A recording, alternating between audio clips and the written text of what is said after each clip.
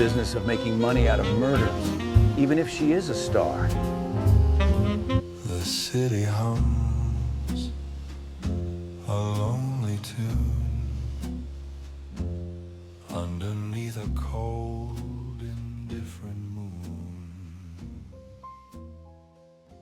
I was on my third bourbon and my second mistake of the evening when Hollywood called. It called in the shape of Arthur Lynn, which is how Hollywood likes to work, through a middleman in a good suit. Arthur had a voice that sounded like it had been polished by a team of junior publicists. He never said anything he didn't need a memo for. "Nick," he said, "you watching the news?" "Only when I need something to make me drink faster."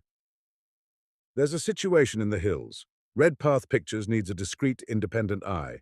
Homicide, high profile." "Redpath Pictures," I said. "That's Victor Sloane's castle, isn't it?" "That's right."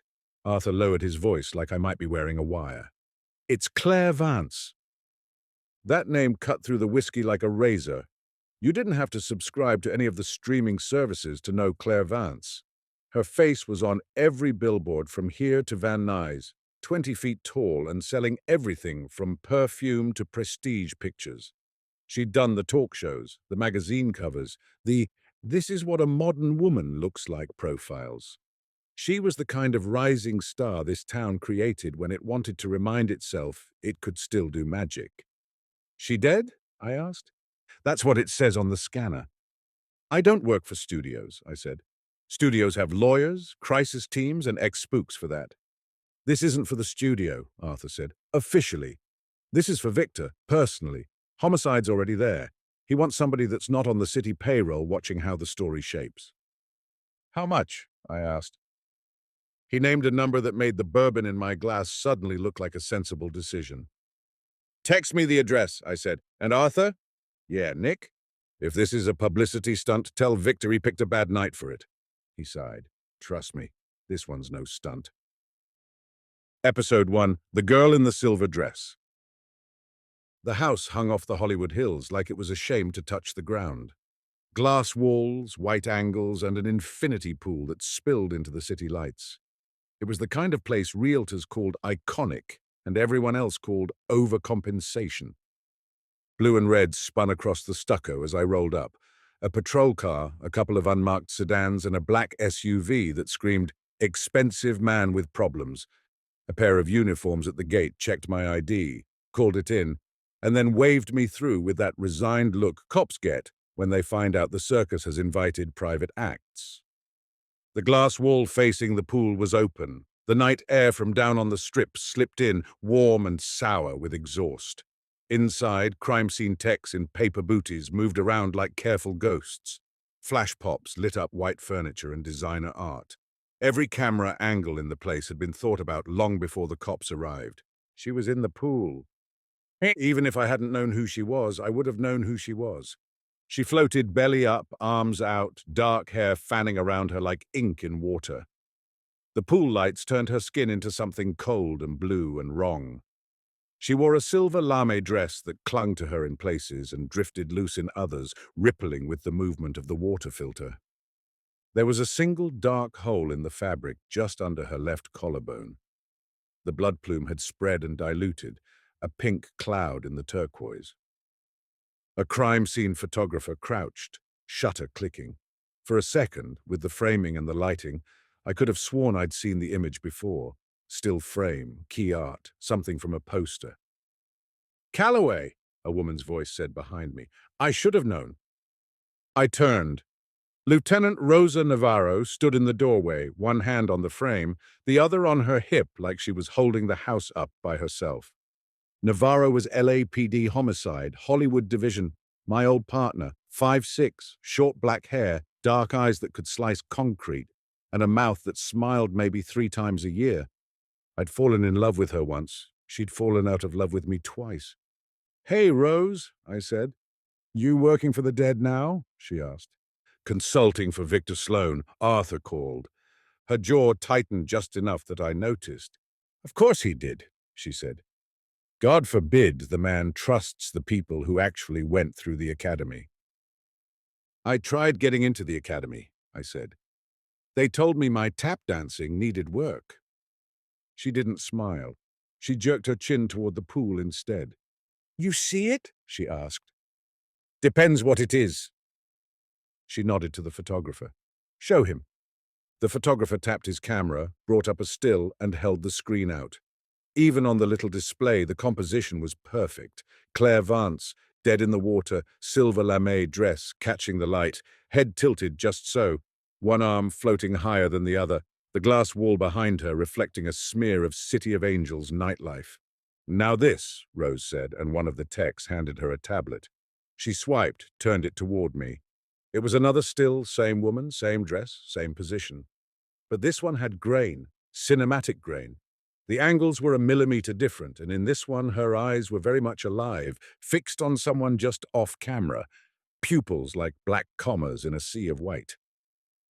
Heaven's blackmail, I said. Last act, I saw the trailer. Rose gave me a look.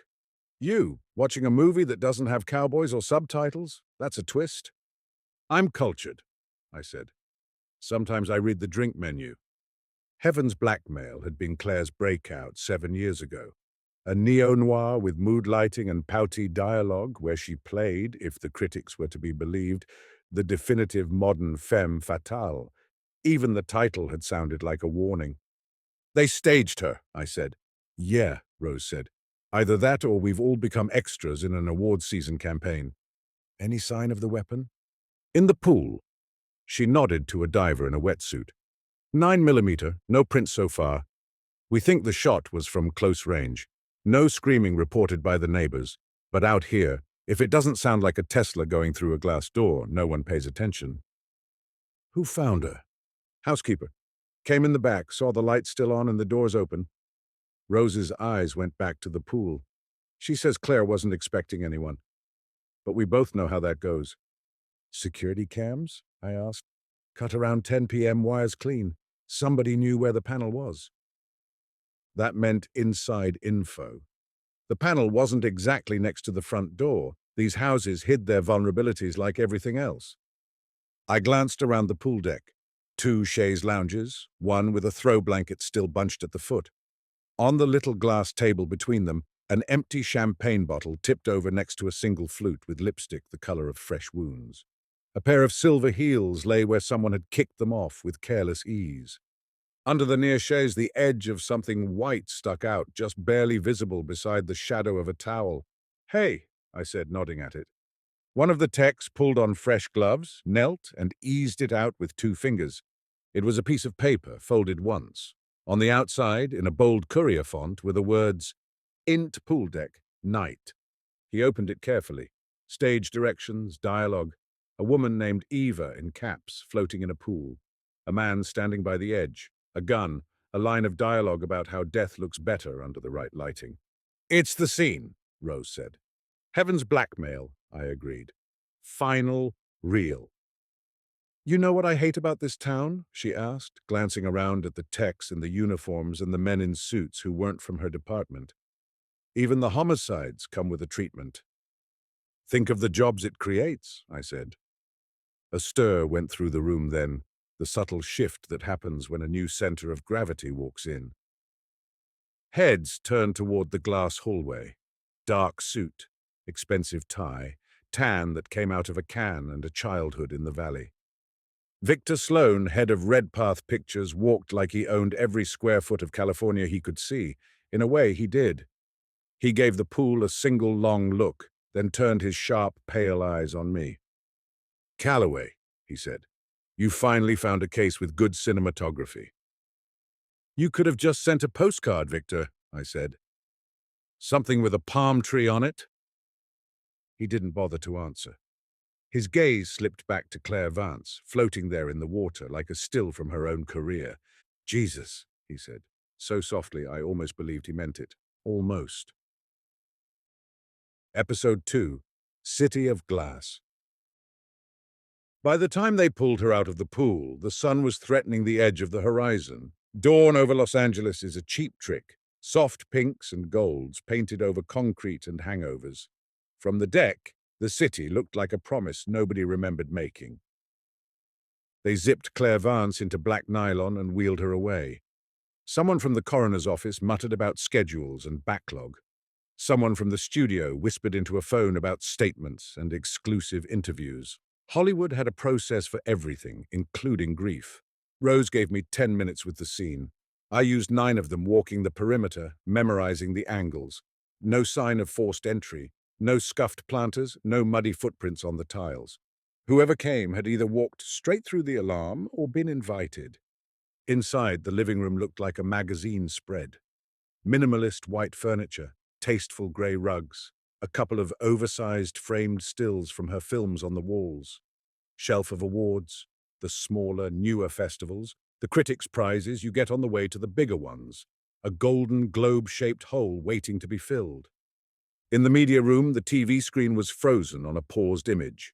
Claire, younger by a few years, in black and white, cigarette in hand, eyes narrowed. Heaven's blackmail. Someone had been watching. I used my 10th minute to stand in front of that suspended frame and think about how accidents didn't happen like this. Back at my office on Franklin, the air smelled like old paper and older coffee. The Venetian blinds cut the morning into manageable strips. I poured a real cup from the pot, considered a shot of bourbon to go with it, decided I liked my stomach the way it was. I'd barely sat when the door opened without the benefit of a knock. "Only you," I said. "Walk into a man's office like you're entering a bar you already got thrown out of." Eddie Kwan grinned at me over the rim of his sunglasses. Eddie was a screenwriter, if you believed the guild card in his wallet, and a gambler, if you believed every bar tab in Los Angeles. 40s, hair that couldn't decide if it wanted to be curly or not, and a wardrobe that looked like it had been assembled from costume department leftovers. "You here?" he asked, closing the door with the heel of his shoe. "About Claire?" "I was there, Eddie." His grin slipped a couple of notches. "Christ, it's real then." "That's the rumor." He dropped into the chair opposite mine like his strings had been cut. "I was hoping it was one of those viral things. You know, Claire Vance, dead, click here. Then she pops up on Fallon talking about her raw new role in Vulnerable Hearts or whatever." "This one came with police tape," I said. He rubbed his face, scrubbed at 3 days' worth of stubble. "You saw?" "Yeah." "And the dress, the pool?" "Yeah?" He laughed once, dry and too loud. "You know how many times we shot that scene, Nick? 12, maybe 15. Cass kept changing his mind about the angle." He looked up at me. "She used to joke about it, said if she went out like that in real life, at least it'd photograph well." Cass Redding had directed Heaven's Blackmail. Eddie had written it. Together, they'd handed Claire Vance the kind of role agents sacrificed interns for. "You wrote the scene," I said. "Yeah." He leaned back, eyes closing. "My one contribution to Western literature. Girl in a silver dress, shot in a Beverly Hills pool while the lights of Hollywood wink behind her like they're in on the joke. You remember what she says in it?" I asked. He opened his eyes again, stared at the ceiling. "Do I look better like this?" His voice changed, reaching for Claire's smoky intonation. "Tell me the truth for once." Then bang. He mimed a gun with 2 fingers, winced. "God, why'd I write that?" "Because it sounded good," I said, "and because you weren't expecting somebody to use it as a blueprint." He dropped his hand. "You think it's a fan? Some psycho doing a shot-for-shot remake?" "That's one theory." I studied him. Eddie wasn't the type to kill anybody for real. He'd hurt people out of weakness, not malice. Forget to pay them back, sleep with their girlfriend, leak their script. Murder took a different engine. "Victor hired me," I said. "He wants to make sure this doesn't splash on Red Path." Eddie snorted. "Too late. The ink's already in the water." "You heard about anything like this before it happened?" I asked. "This kind of staging?" He hesitated, then reached into his jacket. For a second, I thought he was going to pull a flask. Instead, he took out a folded piece of paper, creased and recreased to death. He tossed it onto my desk. "Look familiar?" he asked. "Courier font, slug lines, int, pool deck, night. Eva floats in the water, silver dress, bullet wound, etc., etc. But this wasn't the old Heaven's Blackmail draft. The formatting was cleaner, the margins different. At the top, in small caps, it said, "Untitled Claire Vance Project." Draft 2 by E. Kwan, story by C. Vance. I looked at him. You working on something new with her? I was, he said, staring at his shoes. We'd been kicking ideas around for a while. She wanted to do another noir thing, but modern, meta. He grimaced. Everything's meta now. She wanted it to be about her and about the town. And about a murder staged like a scene from Heaven's Blackmail. Yeah, he rubbed his jaw. That was her idea, by the way. I told her it was morbid. She said, "This is the only way they'll remember anything that's not pretty." Just like that, she stepped into the room. Not the corpse in the pool, but the woman who sat across from Eddie in some management office and pitched him her own death as a plot device. You still have all of it? I asked. The drafts? The notes? Some. He jerked his chin at the page. I got that one the other week. Victor sent it back with "Too Dark" written on it, which is funny, coming from a man who greenlit Slaughter Cruise 3. Who else saw it? Victor. Dahlia in PR. Maybe a couple of his development kids trying to look important. Claire, of course. Cass, when she sent it to him with a, "What do you think?" You send it to anyone else? In a drunken email to prove you were still relevant? His face flushed. No, Eddie. Nick, I screwed up a lot of things this year, but not this. I did show it to one other person, but not like that. Who? He looked at me like he wished I was someone with less history. Claire did, he said quietly. She showed it to Marco De Luca. That name hung between us like a bad odor. Marco De Luca produced movies that never won awards but always recouped. He had the look of a man whose hobbies all involved other people getting hurt somewhere far away. He financed mid-budget thrillers, prestige indie projects, and careers. You didn't get his money unless he got something in return. Why De Luca? I asked. Claire wanted autonomy, Eddie said. She was sick of being told what she could be in and what she couldn't. Victor kept trying to plug her into franchises. She wanted to do something that was hers. He tapped the page. So she thought, why not go where the real money flows? Mob-adjacent money, I said. One of the less charming adjacencies, he agreed. De Luca see the version with the pool. I don't know. I only know what she told me, and Claire embroidered when the story needed it. She ever mentioned being scared of him? Eddie hesitated. She said he was old school, that he believed in loyalty, and that he didn't like it when people changed their mind. Did she? About what? About making this dreams of death picture. He looked past me, to the window and the slice of city beyond. She said, he swallowed. She said, if I do this right, I don't have to live through it. I can just leave the right ghost behind. Episode 3, The Studio Machine. Redpath Pictures lot in Burbank was a sanitized version of the past. Old soundstages with new signage, palm trees trimmed like they had image consultants, golf carts instead of starlets in convertibles. The big gate out front carried the studio logo, a red path cutting through a mountain range toward a sunrise that had probably been trademarked. I'd been here a few times back when I wore a badge. Studio security loved to call LAPD whenever a protest looked like it might block the valet lane. Arthur Lynn met me at the gatehouse, crisp in navy and white, looking like a corporate conscience. Victor's waiting, he said, and steered me in a direction I could have found on my own. Soundstages loomed around us, each with a number and a name. On one, a banner for some streaming sci-fi show with kids and aliens. On another, a faux brownstone facade, 2 stories high and 2 feet deep. Extras in period costumes smoked in the shade, checked their phones, looked bored. We passed stage 7, where Heaven's Blackmail had been shot. Someone had pasted a black ribbon to the corner of the sign. Even grief here came with production design. Victor Sloane's office occupied the top floor of a glass building that pretended to be humble by placing itself slightly off-center.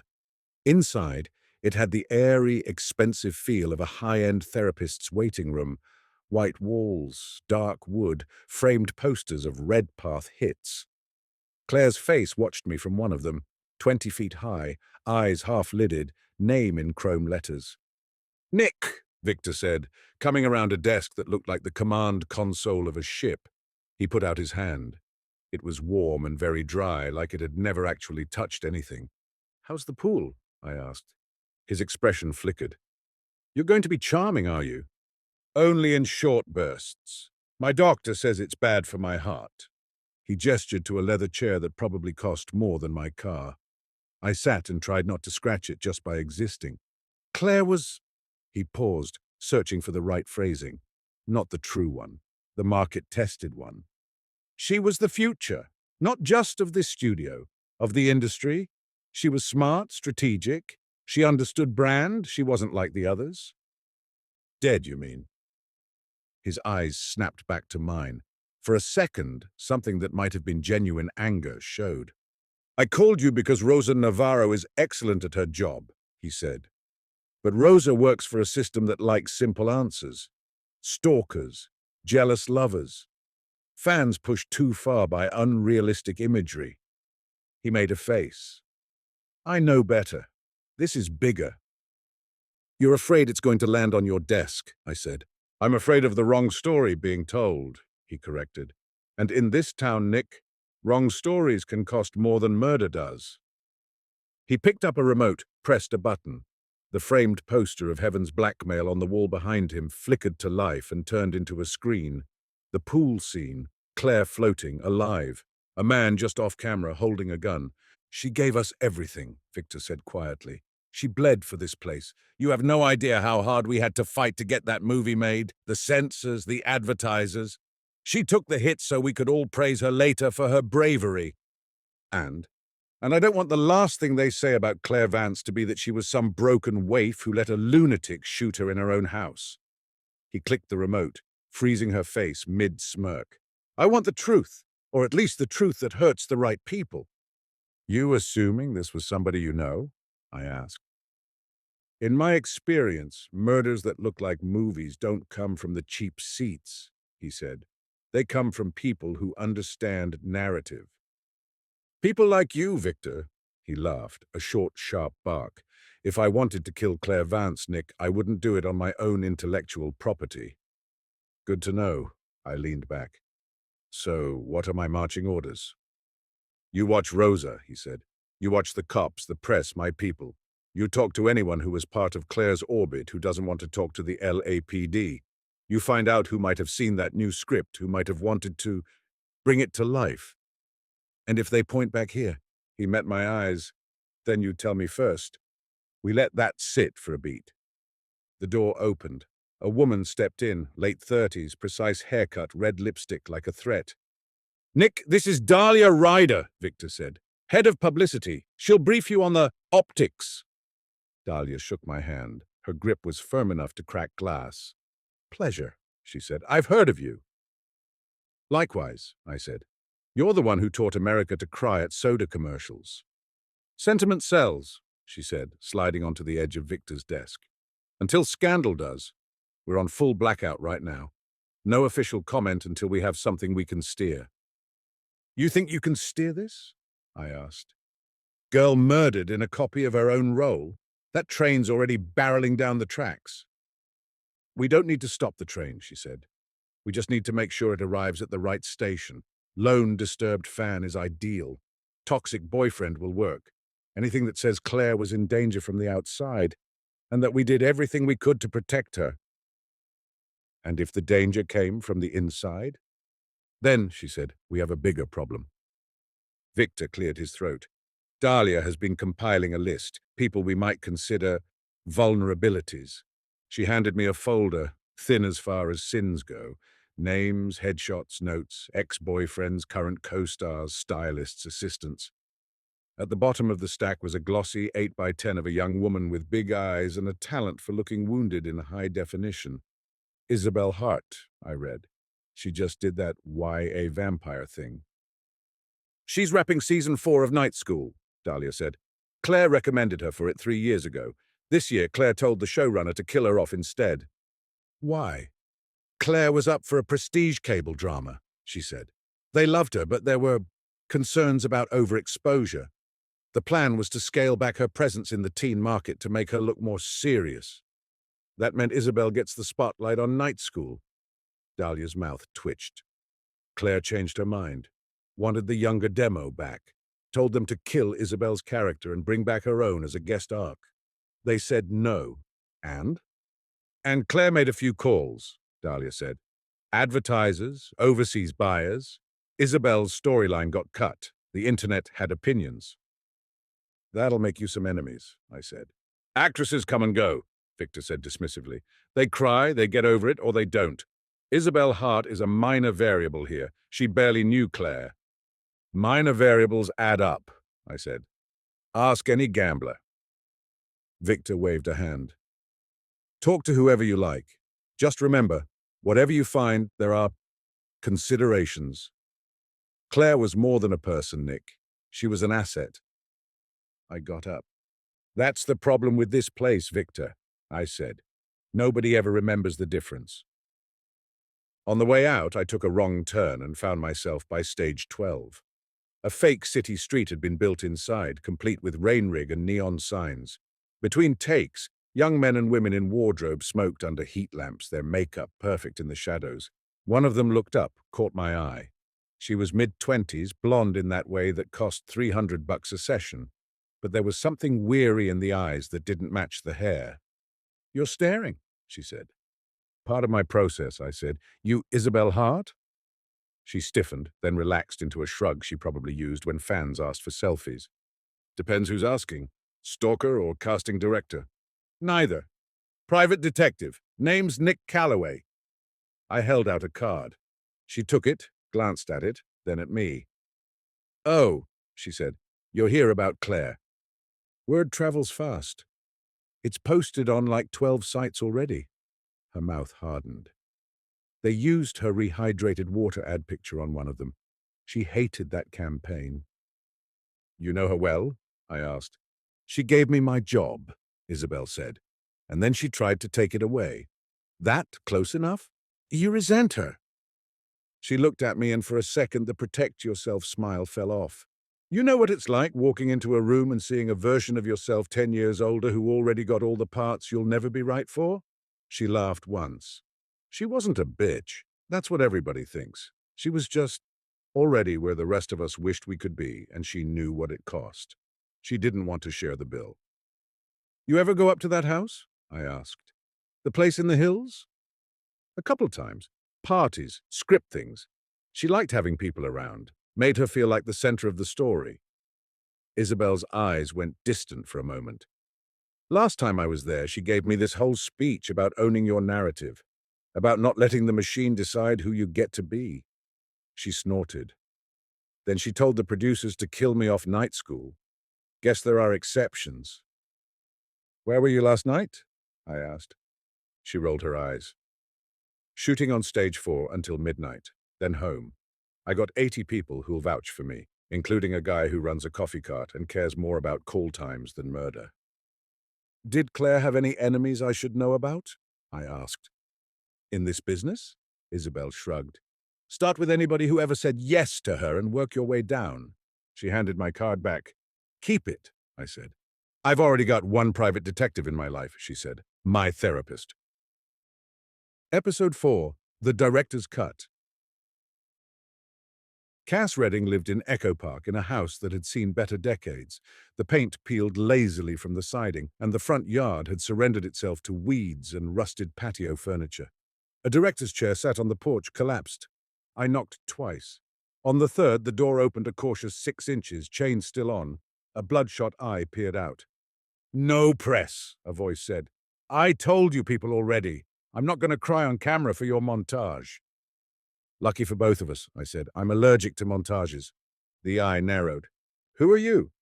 Nick Calloway. I'm a detective. Working with near Redpath. I'm not a cop. The door shut. I heard the chain rattle. When it opened again, it revealed a man in his 50s in a t-shirt that had seen too many cigarettes and not enough detergent. His hair, once probably impressive, had retreated to the edges, leaving the top a patchy battlefield. You look like a cop, he said. Occupational hazard, I said. You look like a director who said the wrong thing in a meeting. He snorted, still blocking the entrance. Say your piece, then get off my porch. He let me in without technically inviting me. The living room was a museum of almosts. Old movie posters from cult films that never broke out, trophies from festivals nobody remembered, a framed Variety article about Heaven's blackmail with a headline that had aged badly, Redding and Vance, a match made in Noir Heaven. Cass shoved aside a stack of scripts on the couch so I could sit. They all had someone else's name on the title page. You were close with Claire, I said. I was close with what she did in front of a camera, he said. That's not the same thing. You direct somebody through 3 months of night shoots and emotional breakdowns, it gets pretty close. He lit a cigarette that smelled cheap and determined. She was good, he said, smoke curling around the words. Too good sometimes. She had this thing. She believed the scene more than she believed anything else. You'd call cut, and she'd have to climb back out. That dangerous? I asked. He shrugged. It's expensive. You burn through people like that. You heard? I asked. About how she died? He nodded, jaw tight. Yeah, saw the push alert like everybody else. Claire Vance dead, details emerging. All caps, because that makes it tasteful. You see the pictures? I asked. Enough of them. He jabbed his cig at me. They recreated my shot. Hell, they improved the lighting. You ever talk about that scene with her? About 1,000 times, he said. Studio wanted us to soften it. Wanted her to, I don't know, slip and fall or die off screen with a poetic line about the meaning of love. I said, she's a femme fatale, not a guidance counselor. Claire backed me, said if she doesn't pay for what she did, none of it means anything. She ever joke about wanting to go out like that? I asked. In real life. She joked about a lot of things, Cass said. Hollywood jokes are just wishes with punchlines. You see her recently? He hesitated just long enough that I saw it. Define recently, he said. In the last month. He ground the cigarette out in an ashtray already full of its cousins. She came by, he said. Week or so ago. Maybe 2. Time's a little elastic for me. What did she want? To talk. He laughed without humor. Claire always wanted to talk. About new projects, new angles. New ways to make people look at her and feel guilty about it. She mentioned a new script?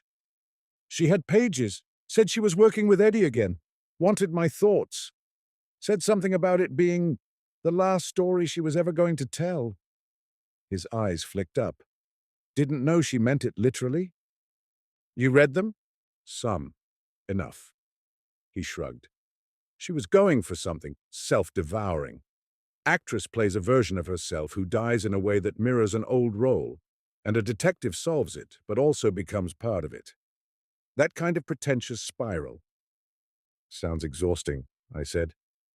It sounded like her. He looked at me. She was angry, Nick. Not at the usual things, not at reviews or box office, at the whole setup. The way men like Victor and Marco get to write everybody's endings. She wanted hers back. Did she say she was scared? She said she was tired, he replied. That's worse, mostly. He got up, crossed to a shelf, rummaged between some DVDs, came back with an external hard drive the size of a paperback. Here, he said, behind-the-scenes footage from Heaven's blackmail, tests, outtakes, a doc crew that followed us around for a week. It never got cut together. Studio decided people didn't want to see what went into their noir, they just wanted the smoke and the shadows. You sure you want me to have this? I asked. You came here, instead of sending a subpoena, he said. That earns you something. I took it, slipped it into my inner pocket. It felt heavier than it should have. Cass, I said, if someone was going to use that scene as a template for killing Claire, who thinks that way? Directors, he said. Writers, producers, fans. Take your pick. Movies teach people how to look at death and feel like it means something. Eventually, somebody's dumb enough to try it outside a soundstage. He walked me to the door. On the threshold, he stopped. I told her it was a stupid idea, he said. This new one. I told her, the only thing this town loves more than dead girls is dead girls who knew what was coming. That's a dangerous shape to stand in front of. What did she say? I asked. He stared past me into a memory. She said, "Good. Then maybe they'll finally listen." I stepped out onto the porch. The afternoon sun felt harder now. As I hit the sidewalk, I glanced back. There was a car parked across the street. Dark sedan, too shiny for the neighborhood. A silhouette sat behind the wheel watching. I lifted a hand in a lazy wave, as if I were greeting a neighbor. The silhouette didn't move. In Hollywood, the audience always shows up early. Episode 5. Rewrites. My office was not the kind of place you broke into for fun. The building was old brick over a liquor store, and the hallway smelled like spilled beer and other people's mistakes. The lock on my door was decent, but not perfect like me. It had been picked by someone who knew what they were doing. I knew that because the first thing I saw when I walked in was my filing cabinet, drawers skewed open, manila folders pulled halfway out like they'd changed their mind about leaving. The second thing I saw was my desk, neat as a set dresser's dream. That meant whoever had come had a plan. Mess with the archives, leave the centerpiece alone, make me ask the right questions. I checked the safe behind the framed Dodgers poster. Still locked, combination untouched. Whoever it was hadn't wanted money. They wanted information. In the wastebasket on top of last week's takeout containers was a VHS tape in a cracked plastic sleeve. It took me a second to place it.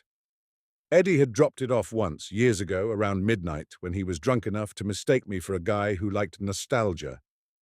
Claire Vance, audition, the label said in his messy scrawl. Heaven's blackmail. I'd never gotten around to watching it. Some nights, if the case was rough and the bottle was low, I'd been tempted. But then I'd imagine the version of myself that sat alone in a dark office watching a 20-year-old actress sob on grainy video for a job, and I'd go home instead. Now the tape was here in the trash. I picked it up. The plastic was cracked across the front. I didn't put it in the VCR. I tossed it onto my desk. The thing about ghosts is, they don't get more helpful when you rewind them. On my chair sat a single sheet of paper, folded once, like a place card at a funeral. Int, Nick Calloway's office. Night, it said at the top in neat courier font. My throat went dry in a way that had nothing to do with bourbon. I read. Nick Calloway, 40s, tired, the kind of handsome you only see in rear-view mirrors, steps into his office and sees what used to be his life scattered in manila folders and broken plastic. He looks like a man who's one phone call away from disappearing. He crosses to the desk, picks up the tape, doesn't play it. He pretends he still has that much self-respect. Then he sees the page in his hand and realizes there's no such thing as outside the story. I stared at it until the black letters blurred. There was more. A stage direction where I pour myself a drink. A line of dialogue where I say, "Cute," to nobody in particular. The description of me realizing my heart rate is up, counting beats the way I'd been taught when I still wore a badge. Whoever had written this had a front row seat to my life or a very good imagination. In the top corner, faint and small, was a header untitled Claire Vance Project. Draft 4 by E. Kwan and V. Sloan. Story by C. Vance. Victor Eddy, Claire. I sat down very carefully, like if I moved too fast, the room would spin off its axis. The phone rang. "Calloway," I said, because that's what the script said I'd say. "Nick." Rose's voice came down the line, tight. "Where are you?" "In my office," I said, "being critiqued." "I need you at Hollywood Station," she said. "Now." "Why?" "Because if you're not here in 15 minutes, I'm going to have to put out a bolo for your arrest." "That's a hell of a cold open," I said. "What's the charge?" "Suspicion of murder," she said, "of Claire Vance." Silence stretched between us. "Tell Victor his timing's off," I said softly. "This isn't Victor," Rose snapped. "This is evidence. Don't make me come get you, Nick. I don't want to see you in cuffs." "I always thought they'd be a good look for me." 15 minutes, she said, and hung up. I stared at the phone for a beat, then down at the page.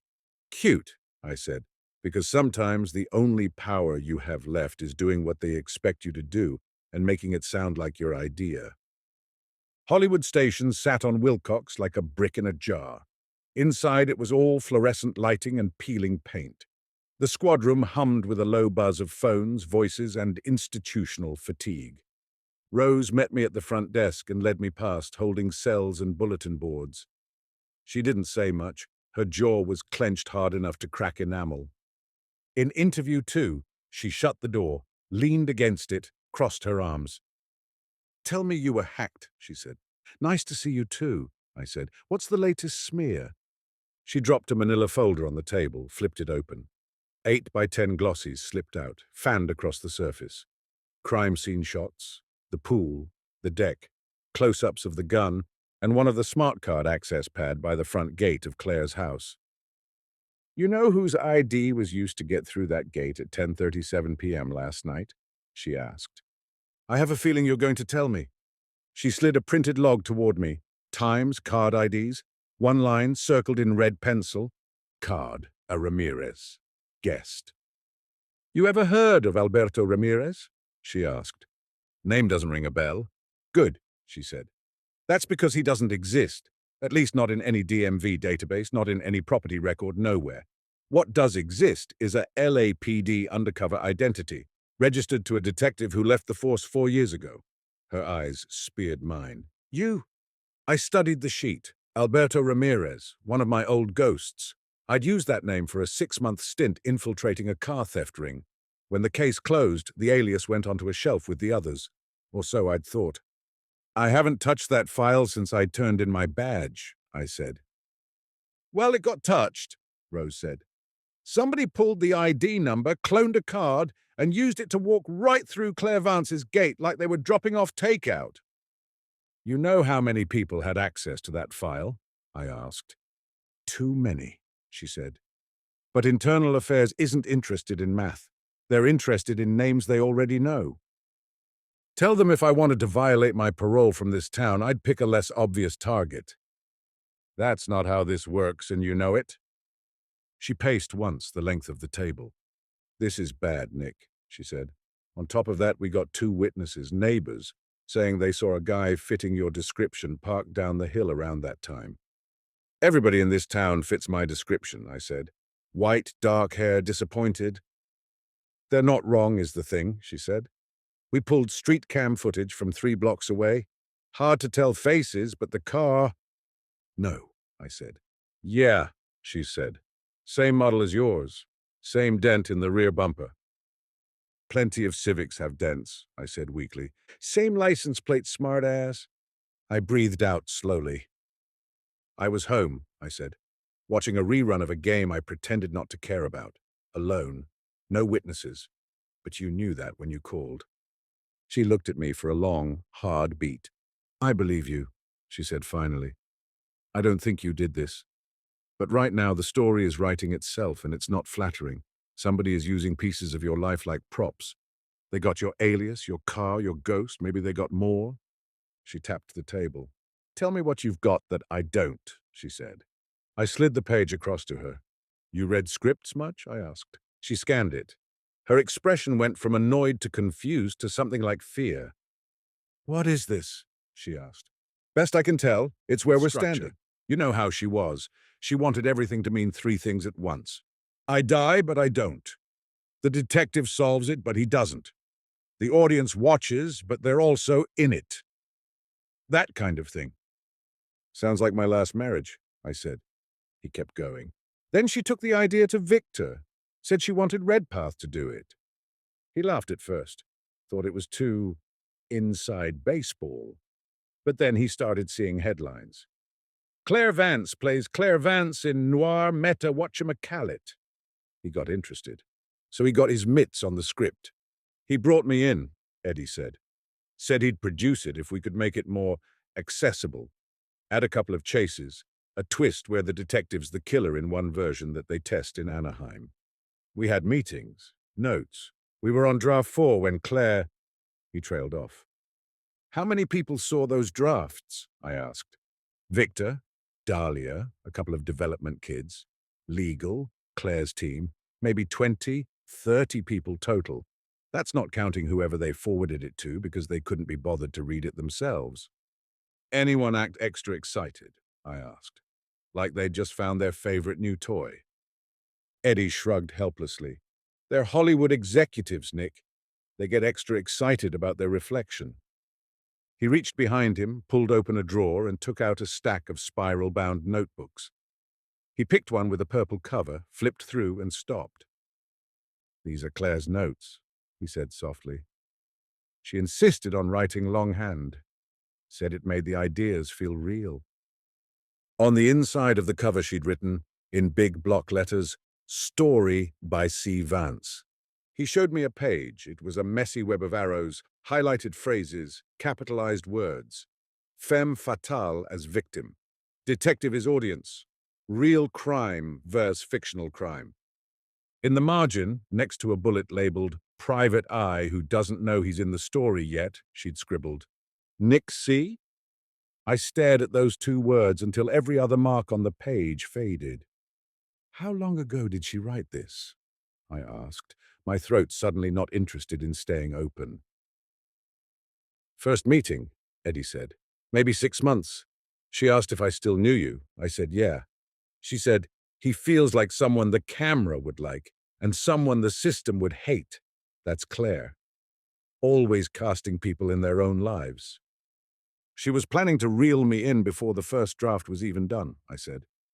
She liked authenticity, Eddie said weakly. Is that what you call using someone's ghost identity to break into a murder scene? I asked. I didn't do that, he said quickly. I swear, I didn't have access to your undercover files. How would I? I know, I said. Somebody in this town has a different skill set. I paged through a few more of Claire's notes.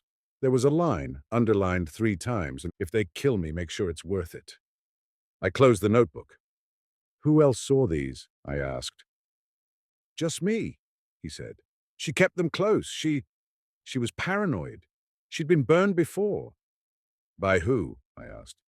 He hesitated. Marco, he said finally.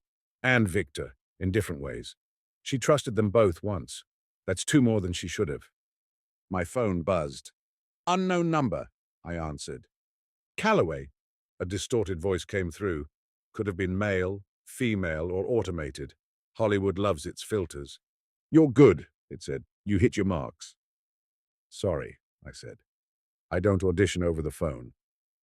You're getting ahead of your pages, the voice said. Stick to the script, Nick. Then they hung up. I stared at the phone. My skin crawled. What? Eddie asked. Nothing, I lied. Just the future calling. On the coffee table, one of Claire's notes stared up at me. A little arrow from the word detective, pointing to a single line she'd written in small, careful script. He thinks he's watching. He doesn't know he's being watched. Episode 7. The Man with the Money. Marco DeLuca's office was on the 24th floor of a glass tower in Century City that looked like it had been designed to be blown up in a disaster movie. Inside, the walls were a tasteful grey, the art abstract enough to suggest money. Marco himself met me in a conference room with a view of the freeway, mid-50s, well-kept, the kind of tan you could only get by never worrying about rent. His suit said Taylor, his watch said Swiss, and his eyes said, I could have you buried in 3 zip codes. Mr. Calloway, he said, shaking my hand, congratulations on being more irritating than most reporters. They at least pretend they don't enjoy the smell of blood. I prefer bourbon, I said. He smiled like a man acknowledging a weak joke to be polite. What can I do for you? He asked. I'm very busy not financing the next wave of superhero content. You knew Claire Vance, I said. I'm just trying to find out how well. About as well as anyone does, he replied. She was in the market for autonomy. I was in the market for a prestige project that wasn't about men in capes. We had conversations. About an untitled noir thing where she plays a version of herself that dies in a pool, I said. His face didn't move. His eyes did. Writers talk too much, he said. You may quote me on that. You see any pages? I asked. I see a lot of pages, he said. Most of them are bad. When you've been in this business as long as I have, you learn to tell the difference between art and suicide notes. Claire's project had a little of both. You turn it down, I asked. I told her to come back when she was done playing games with Victor, he said. She was still under contract there, no matter what her lawyer told her. I don't poach. I don't need to. They always come eventually. She seemed scared of you, I said. She was scared of everybody, he said with a shrug. That's what happens when you get things people want. Fame, access, leverage. Ever since that first picture hit, there was this energy around her. Like she'd stolen something from the old gods and they were just waiting for her to trip. The old gods have names, I said. One of them is Victor, he chuckled.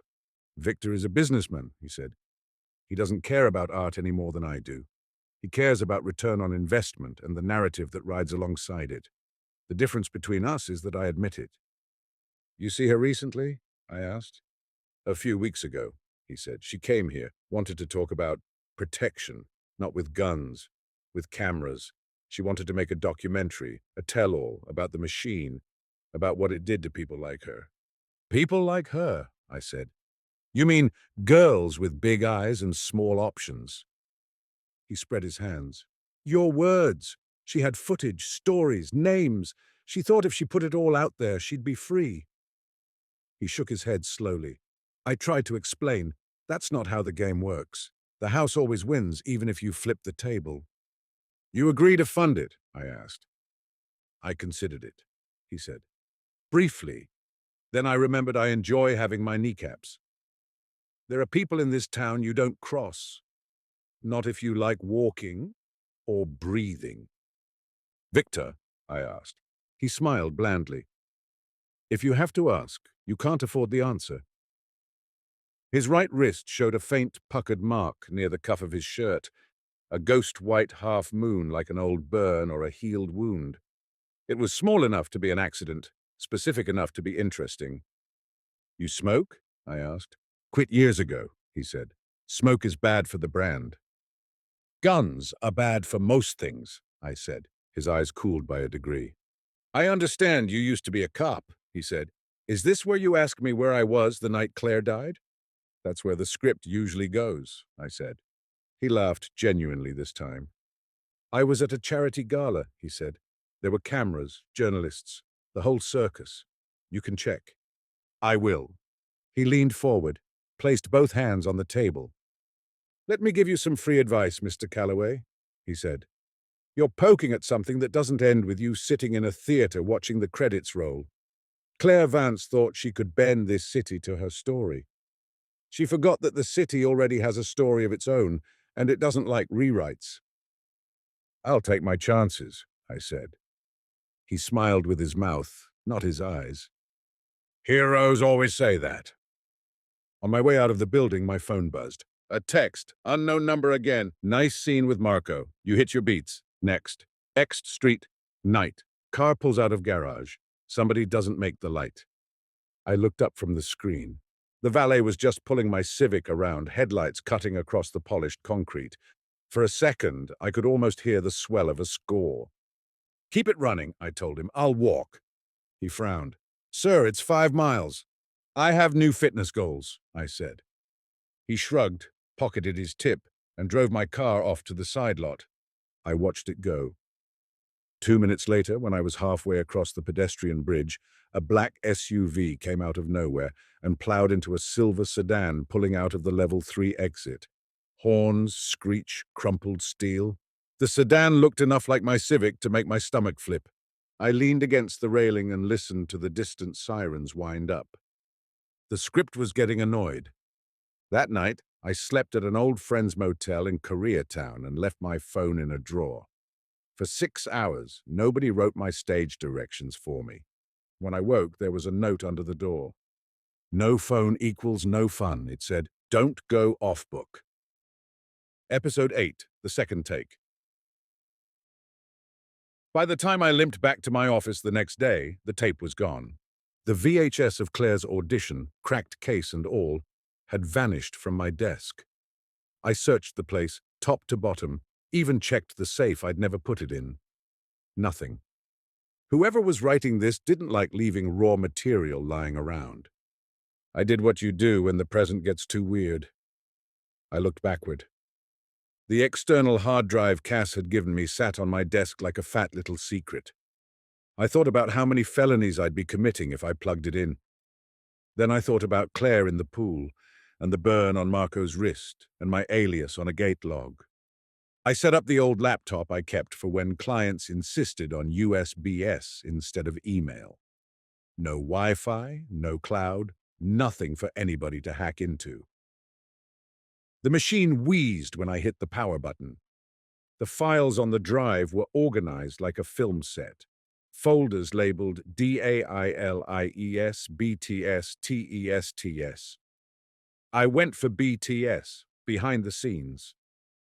The first clip that popped up was Claire in a plastic chair between takes on Heaven's Blackmail. She was younger, fresh in that hungry way, hair pinned up, black robe over a sequined dress. Makeup half done, cigarette in one hand, bottle of water in the other. An off-screen voice, Cass's, asked her how she felt about playing a femme fatale. "It's funny," she said, smoke curling from her lips. "They call her dangerous because she doesn't cry when men expect her to. That's it, right? She knows what she wants and she doesn't apologize, and that makes her deadly." "Is she you?" Cass asked. She considered. "She's potential me," Claire said. "If I turn all the way into what they want, if I let the camera tell me who I am and I believe it." She smiled, small and sharp. "Maybe that's the only way to survive around here. Believe it before it eats you."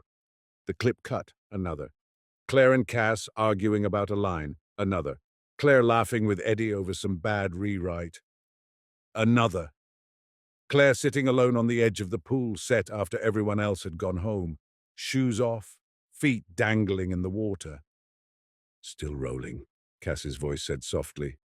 Claire stared at the pool like it might stare back. "You ever think about it?" she asked. "About what?" Cass said. "Dying on camera," she said. "Like, really, just doing it, one take, all the way, no stunt, no double, just end." "That's not funny," Cass said. "I'm not joking," she replied. "I mean, it's the only real thing left, isn't it? Everything else we do here is fake. We fake love, fake sex, fake murder. The only thing they can't fake is the moment somebody stops. Imagine the power in that, to own the way you go instead of letting some drunk on Laurel Canyon decide it for you." "Jesus, Claire," Cass muttered. She smiled faintly. "Relax," she said. "If I ever do it, I'll give you a producer credit." I paused the video. The frozen frame caught her mid-smirk, eyes swimming with some private joke. I poured myself coffee instead of bourbon this time. I needed my hands steady. Another clip, different setting, darker. The timestamp said 6 months ago. Claire sat in a different plastic chair, this one in a bland conference room. No makeup, hair in a messy knot, hoodie instead of robe. A camera on a tripod watched her. A second angle, handheld, caught Eddie at the edge of the frame. "Okay," Eddie's voice said. "Whenever you're ready." Claire looked straight into the lens. "This is for if they win," she said, voice calm. "If you're watching this, either I chickened out or somebody beat me to the punchline." She took a breath. "There are things I'm not supposed to talk about," she said. "Not anymore. NDAs, settlements, the whole package. I signed away my right to speak so I could keep teaching girls to dream about being me." She laughed, a bitter little sound. "Problem is, I met those girls. They asked me how to get where I am. I don't know how to tell them the truth without ruining everything." "What is the truth?" Eddie's off-screen voice asked. "That this town will love you as long as you're useful and quiet," she said. "And that when you stop being either, it will write your ending without asking." She rubbed her eyes. "So I thought, maybe I write it first, give them a story they can't spin without choking on it." "Why a noir?" Eddie asked. "Because noir already knows the world's unfair," she said simply. "It doesn't pretend otherwise. And because the only way they'll listen is if they think it's entertainment." She leaned forward, eyes burning. "If anything happens to me," she said, "don't let them call it a tragedy. Don't let them say I was troubled or lost. Say I was tired of being in someone else's script." She smiled straight at me through 12 inches of screen. "Story by C. Vance," she said. "Remember that." The clip ended. In the silence, I heard my own heartbeat, steady and slow and suddenly very loud. The next file in the list had no descriptive name, just a date, 3 weeks before her death. I opened it. The camera was shaky, like somebody had set it on a table or their knee. Low light, a restaurant, dim and expensive. Marco sat opposite Claire, lean in his suit, white napkin on his lap. She wore black, no visible jewelry, hair loose. A wineglass sat untouched in front her. "Not about revenge," she was saying. "It's about balance. About telling the truth, finally." "Truth is overrated," Marco said smoothly. "Stories are what matter." "Then let's tell the right one," she said. He smiled benevolently. "You're young," he said. "You still think things can be right." "I'm not that young," she replied. "And I'm not stupid." "I didn't say you were," he said. "You're idealistic. You think if you shine a light, the roaches scatter and the room gets clean. You forget the roaches own the power company." He reached out, laid his hand over hers. "You'll make your doc," he said. "You'll expose some very bad men. You'll give the press a nice feeding frenzy. And then what? They move on.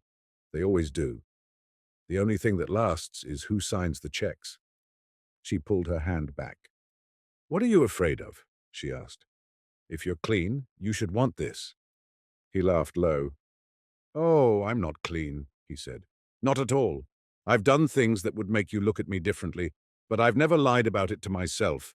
That's the only difference between me and the men you think you're going to expose."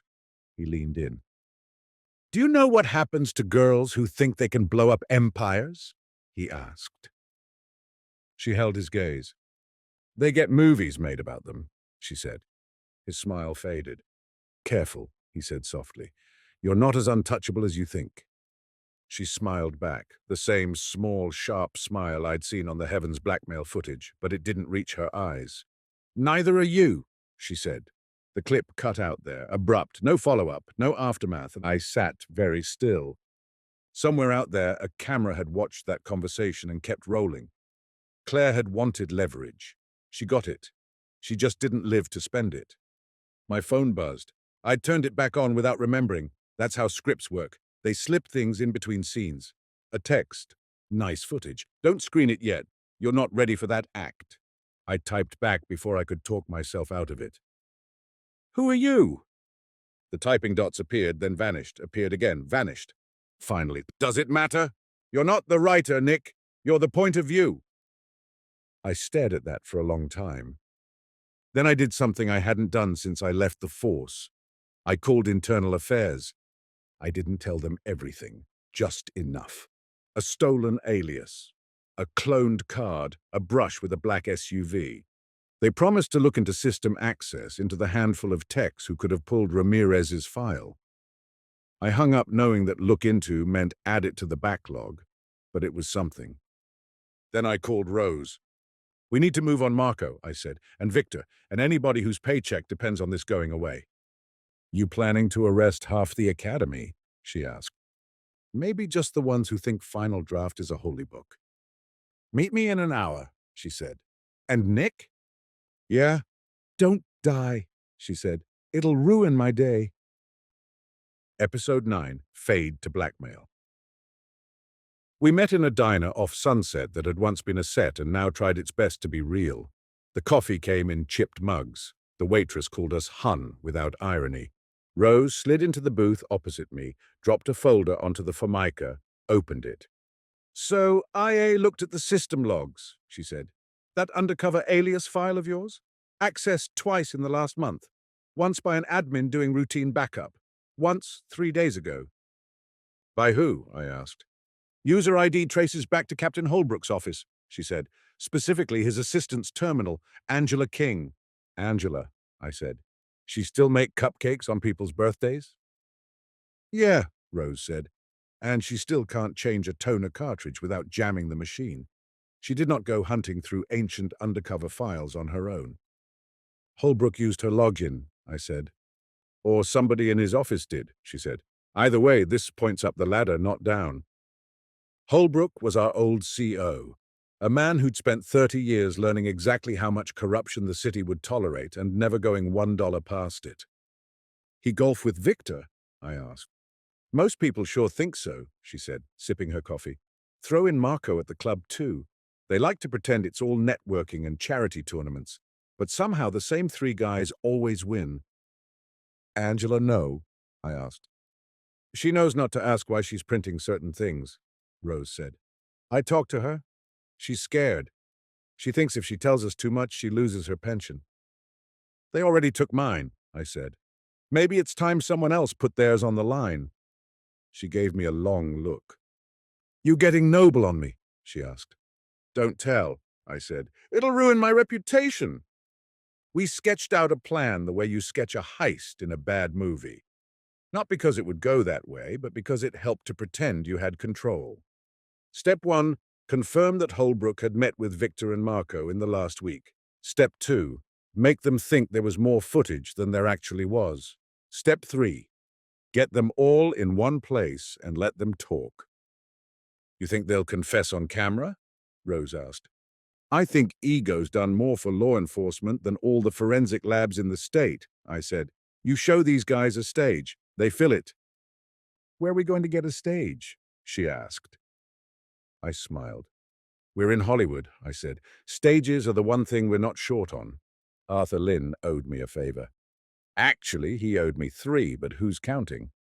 You want to use a soundstage, he said, blinking behind his glasses. For what? Memorial, I lied. Private, some of Claire's people. They want to screen some of the Heavens blackmail footage, talk about her. But they don't want press. I figured one of the old stages would be better than someone's living room. Arthur hesitated. Victor's sensitive about that material, he said. He's planning to do a curated retrospective, maybe a charity tie-in. This isn't for press, I said.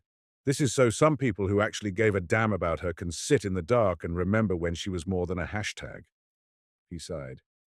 Stage 5, he said finally. Tomorrow night, 9 p.m., I'll tell security you're cleared. Appreciate it, I said. Nick? Yeah? Don't make me regret this, he said. I didn't tell him regret was the house wine in this town. Eddie did his part. He staggered into Victor's office, eyes red, half a bottle on his breath, and babbled about Cass having backups, about some radical cut of Heaven's blackmail and Claire's private messages. He mentioned a screening, a small group, a soundstage. Let the words uncontrolled narrative slip out. Dahlia did her part too, though she didn't know it. She overheard, reported to Victor, who reported to Marco, who told Holbrook over a round of golf. Men like that can't stand the idea of a room full of people seeing something they haven't vetted. By the time 9 p.m. rolled around, Stage 5 had more hidden tension in it than most award ceremonies. I was there early. The place smelled like dust and old illusions.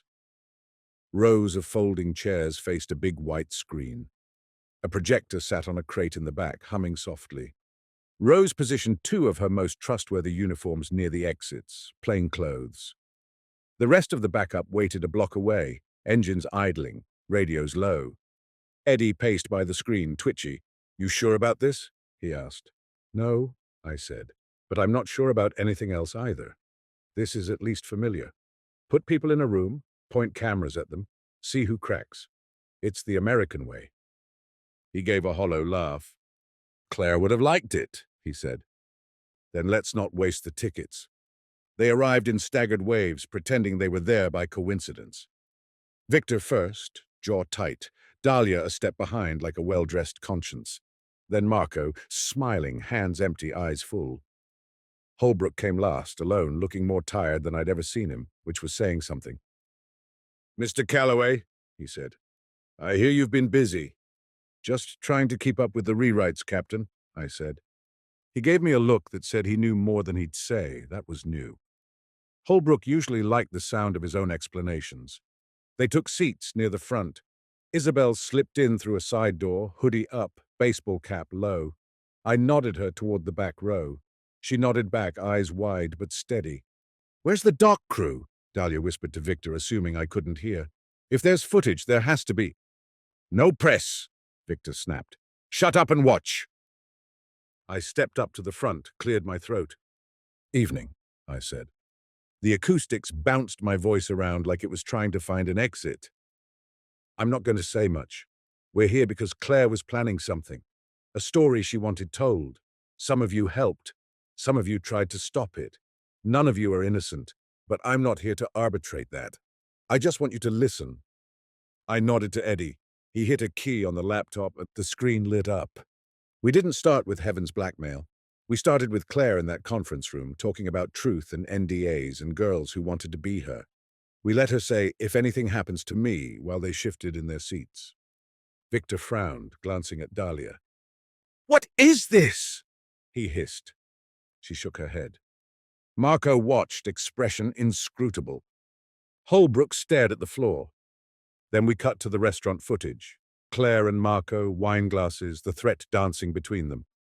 When Marco said, "The Roaches own the power company," Victor's head snapped in his direction. "You recorded me," Marco said softly, as if Claire might answer. We let it play.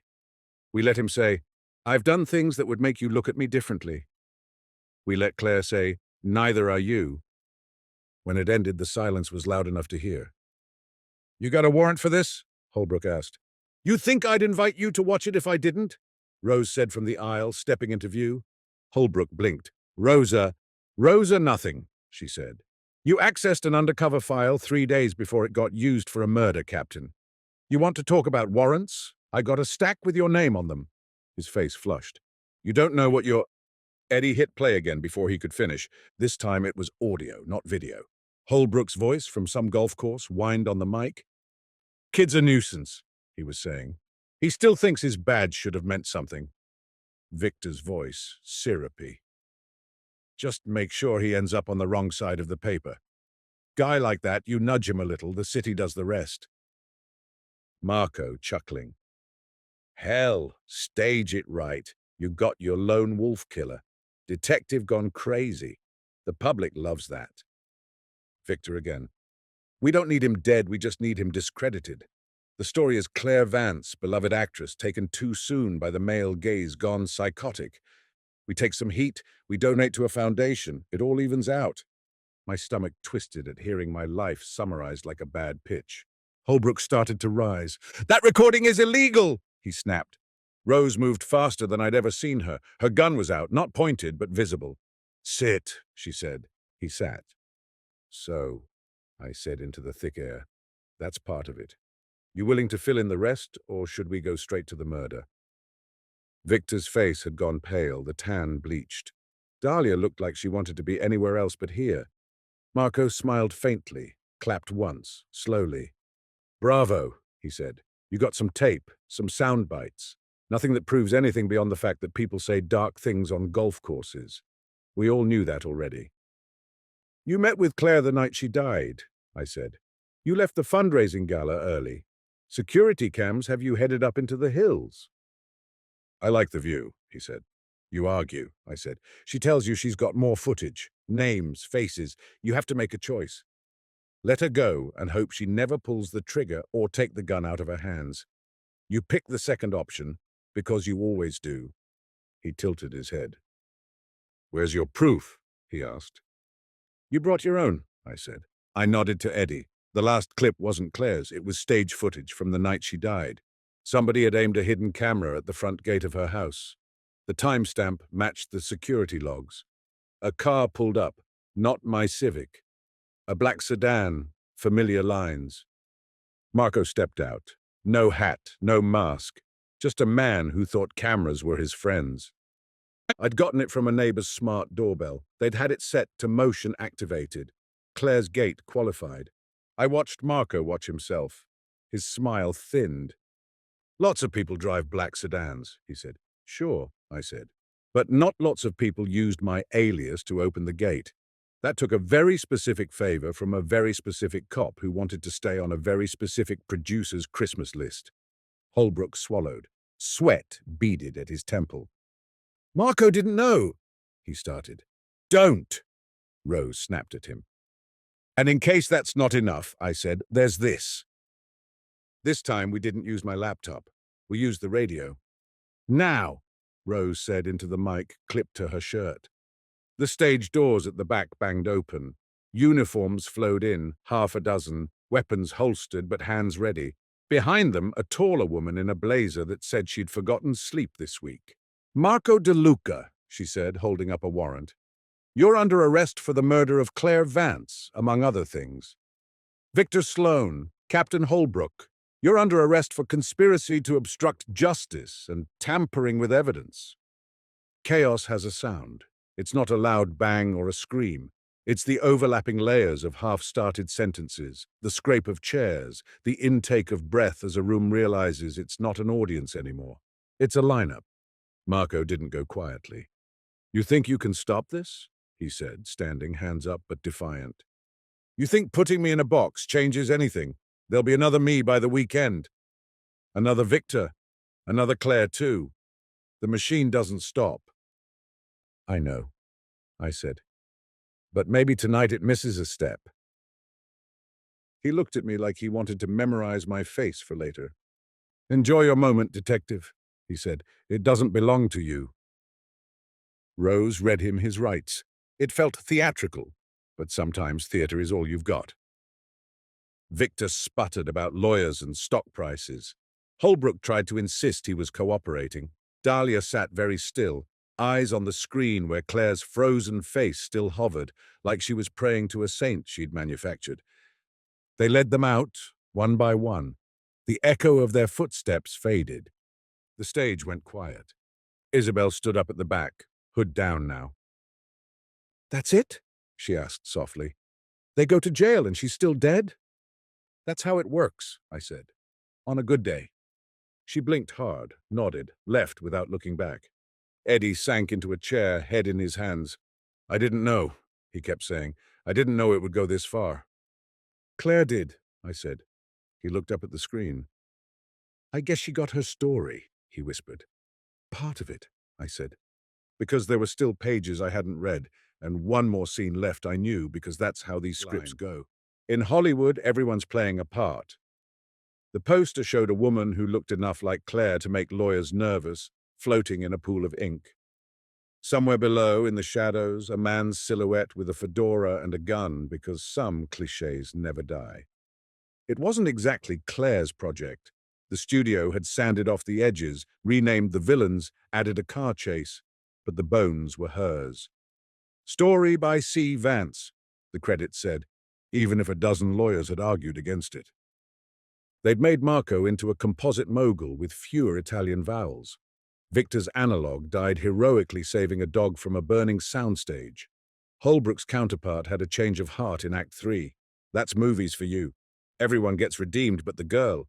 They offered me a consultant credit. At first I said no. Then my landlord mentioned that we don't take moral victories as rent, and I reconsidered. They hired an actor to play me, a guy 10 years younger with better hair and worse jokes. Watching him walk through my life felt like watching a stranger try on my coat and find money in the pocket. "You okay?" Rose asked, leaning over in the dark of the screening room. "Is it too late to ask for casting approval?" I whispered back. She smirked. "They made you taller," she said. "My only dream," I said. On screen, Movie Nick walked into Movie Claire's house, looked at Movie Claire in the pool, and delivered a line I'd never said in real life, but wished I had.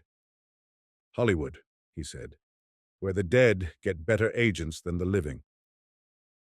The audience laughed in all the right places, gasped when they were supposed to, applauded at the end. Outside, publicists hustled people toward cameras to talk about Claire's legacy and important conversations about power dynamics. Dahlia had taken a plea, flipped on Victor and Marco both. She was out already working PR for a tech company instead. Victor faced a list of charges long enough to keep his lawyers busy for the rest of his natural life. Marco had pled not guilty, of course. His trial would be a media circus. Hollywood loves a sequel.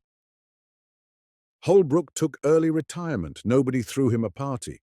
After the screening, Eddie and I ended up at a bar on Gower that still allowed smoking if you knew the owner. He nursed a club soda like it was penance. "We did it," he said, not sounding convinced. "We told her story." "Part of it," I said. He frowned. That's what you said before, he said. What's the other part?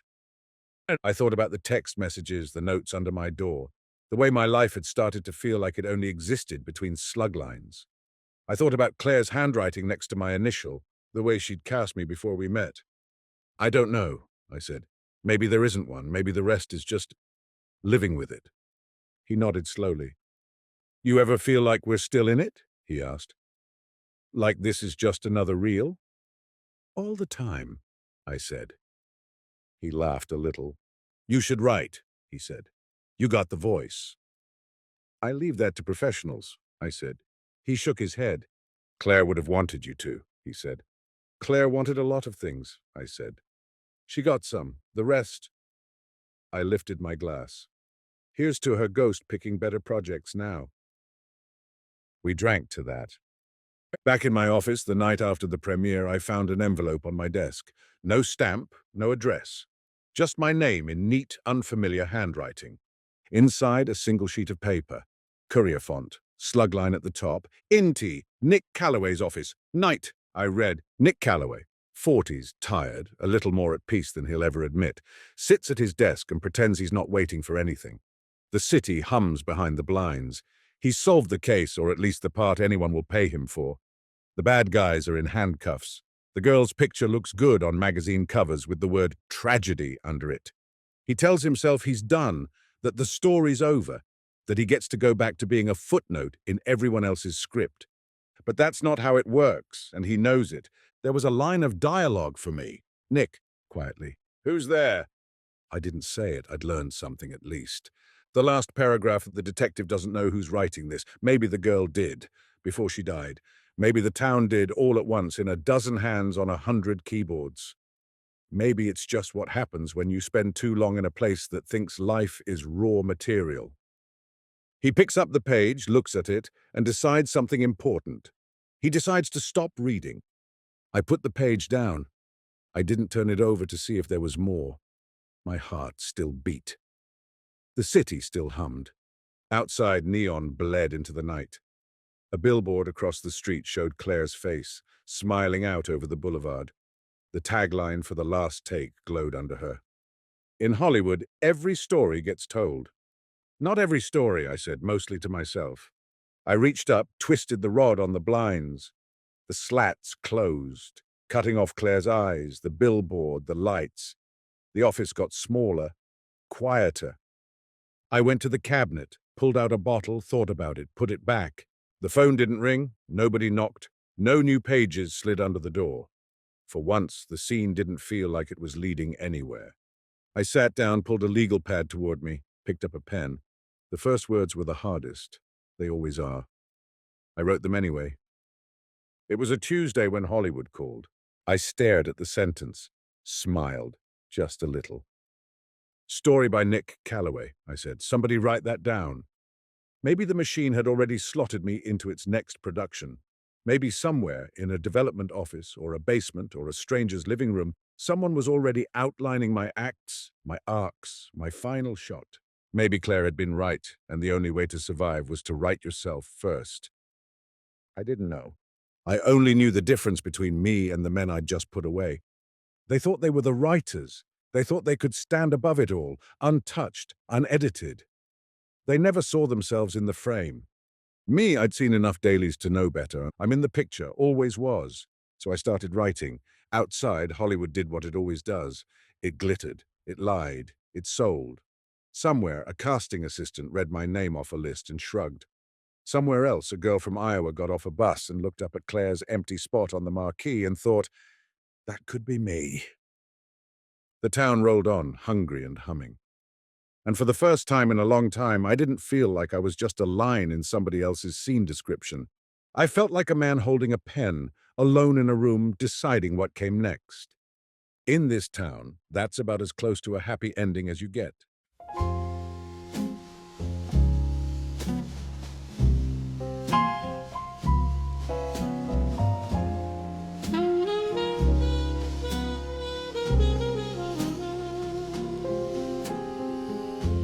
The city hums a lonely tune, underneath a cold, indifferent moon. Neon signs flicker, shadows stretch long in the alleys where whispers don't belong.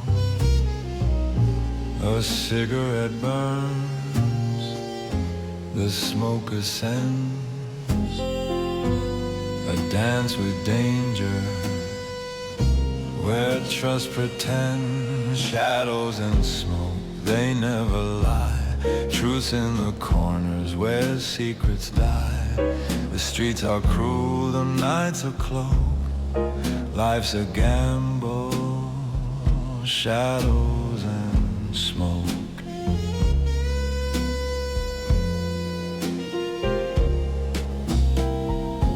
Her silhouette framed in the doorway's glow,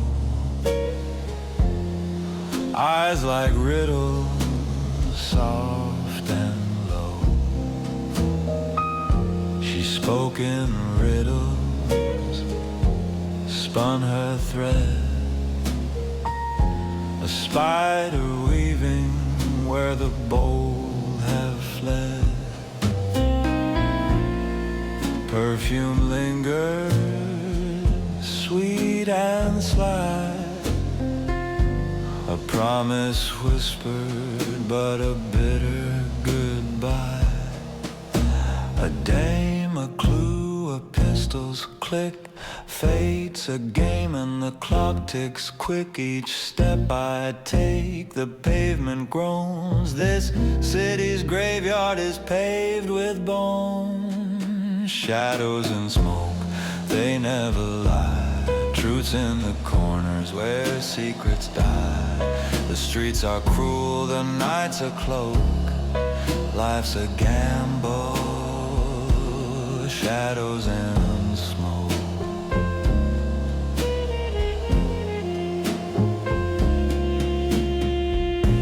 The dawn creeps in, the sky turns gray, but shadows and smoke never fade away. I walk alone, the case now closed.